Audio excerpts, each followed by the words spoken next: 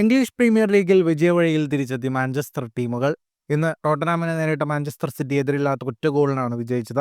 മത്സരത്തിന്റെ 12ാം മിനിറ്റിൽ എർലിംഗ് ഹാളണ്ടാണ് സിറ്റിയുടെ വിജയ ഗോൾ നേടിയത്. ജെർമി ഡോക്കുവിന്റെ ലോ ക്രോസിൽ നിന്നായിരുന്നു ഹാളണ്ടിന്റെ ഗോൾ. സ്പർസ് ഗോൾ കീപ്പർ വികാരിയോയുടെ മികച്ച പ്രകടനമാണ് മത്സരം ഒറ്റ ഗോളിൽ നിലനിർത്തിയത്. വിജയത്തോടെ സിറ്റി 27 കളികളിൽ നിന്ന് 47 പോയിന്റുമായി പ്രീമിയർ ലീഗിൽ 4ാം സ്ഥാനത്താണ്. ടോട്ടനം 33 പോയിന്റുമായി 13ാം സ്ഥാനത്താണ്. അതേസമയം മാഞ്ചസ്റ്റർ യുണൈറ്റഡ് ഇപ്സ്വിച്ച് ടൗണിനെ പരാജയപ്പെടുത്തി.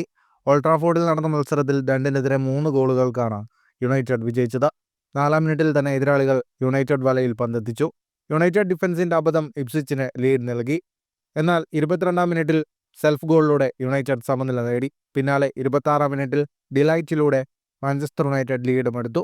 കളി യുണൈറ്റഡിന്റെ നിയന്ത്രണത്തിലിരിക്കെ 43ാം മിനിറ്റിൽ ഡോർക്കു ചുവപ്പ് കാർഡ് കണ്ട് പുറത്തുപോയി. 10 പേരായി ചുരുങ്ങിയ യുണൈറ്റഡിനെതിരെ ആദ്യ പകുതി അവസാനിക്കും മുമ്പ് ഇപ്സ്വിച്ച് ഒപ്പമെത്തി.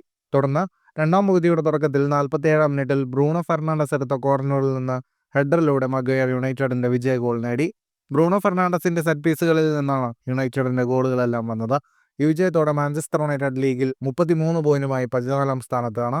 ഫുട്ബോൾ ലോകത്തെ കൂടുതൽ വാർത്തകൾക്കും വിശേഷങ്ങൾക്കുമായി സ്പോർട്സ് കഫേ സബ്സ്ക്രൈബ് ചെയ്യുക.